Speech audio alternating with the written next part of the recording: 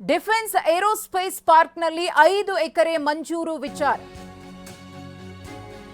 Defence aerospace ಪಾರ್ಕ್ನಲ್ಲಿ 5 ಎಕರೆ ಮಂಜೂರು ವಿಚಾರ. ಇದು ವಾಣಿಜ್ಯ ಅಥವಾ ಕೈಗಾರಿಕಾ ಉದ್ದೇಶಕ್ಕೆ ಪಡೆದಿಲ್ಲ ಅಂತ ವಿಕಾಸಸೌಧದಲ್ಲಿ ಸಚಿವ ಪ್ರಿಯಾಂಕ್ ಖರ್ಗೆ ಅವರು ಹೇಳಿಕೆಯನ್ನ ಕೊಟ್ಟಿದ್ದಾರೆ. ಇದು ಸಿಎ ಜಮೀನು. ಎಂಬಿ ಪಾಟೀಲ್ ಅವರು ಉತ್ತರಿಸಿದ್ದಾರೆ. ಒಟ್ಟು 193 ಸಂಸ್ಥೆಗಳಿಂದ ಅರ್ಜಿ ಸಲ್ಲಿಕೆಯಾಗಿದೆ. 43 ಸಂಸ್ಥೆಗಳು ಆಯ್ಕೆಯಾಗಿವೆ. ಇದರಲ್ಲಿ ಯಾವುದೇ ಪ್ರಭಾವ ಬೀರಿಲ್ಲ. ಬಿಜೆಪಿಯವರಿಗೆ ಕನಿಷ್ಠ ಜ್ಞಾನ ಇಲ್ಲ. ಸಿಎ ಸೈಟ್ ಅನ್ನ ಹರಾಜು ಹಾಕಲು ಆಗಲ್ಲ, ಅದನ್ನ ಖರೀದಿಸಬೇಕು. ಬಿಜೆಪಿಯವರು ಎಷ್ಟು ಜನ ಸಿಎ ನಿವೇಶನ ಪಡೆದಿಲ್ಲ ಕೇಳಿ ಅಂತ ಪ್ರಶ್ನಿಸಿದ್ದಾರೆ. ಇಂಡಸ್ಟ್ರಿ ಮಾಡಬೇಕಂತ ಇದ್ರೂ ಕೂಡ ಇಂಡಸ್ಟ್ರಿಯಲ್ ಪ್ಲಾಟ್ ಅನ್ನ ನಾವು ತಗೊಳ್ಬಾರ್ದು ಅಂತ ಏನಾದರೂ ಕಾನೂನು ಇದೆಯಾ?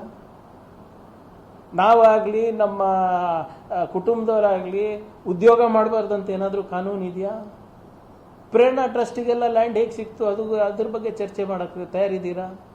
ಚಾಣಕ್ಯ ಯೂನಿವರ್ಸಿಟಿನಲ್ಲಿ ಹಾರ್ಡ್ವೇರ್ ಪಾರ್ಕಲ್ಲಿ ನೀವು ಕೊಟ್ರಲ್ಲ ಸಬ್ಸಿಡಿ ರೇಟ್ನಲ್ಲಿ, ಅದ್ರ ಬಗ್ಗೆ ಚರ್ಚೆ ಮಾಡಕ್ಕೆ ರೆಡಿ ಇದ್ದೀರಾ?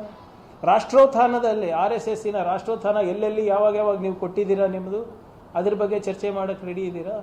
ಇಲ್ಲಿ ಕೇಳಿರೋದು CA ಸೈಟು ಖರೀದಿ ಮಾಡೋಕ್ಕೆ. ಅದರಲ್ಲಿ ನಾವು ಯಾವುದೇ ಸಬ್ಸಿಡಿ ಕೇಳಿಲ್ಲ, ಯಾವುದೇ ಡಿಫರ್ಡ್ ಪೇಮೆಂಟ್ ಕೇಳಿಲ್ಲ, ಅಥವಾ ಕಾನೂನು ಬಾಹಿರವಾಗಿ ಬೇರೆದು ಯಾವುದು ರೀತಿ ನಡೆದಿಲ್ಲ.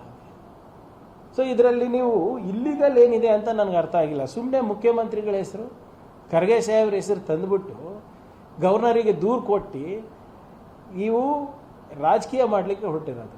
ತೆಗೀರಿ, ನೀವು ನಿಮ್ಮ ಕಾಲದಲ್ಲಿರ್ಬೋದು, ನಮ್ಮ ಕಾಲದಲ್ಲಿರ್ಬೋದು, CA ಸೈಟು ಹೇಗೆ ಹಂಚಿಕೆ ಆಗಿದೆ, ಯಾರ್ಯಾರಿಗೆ ಸಬ್ಸಿಡಿ ಕೊಟ್ಟಿದೆ.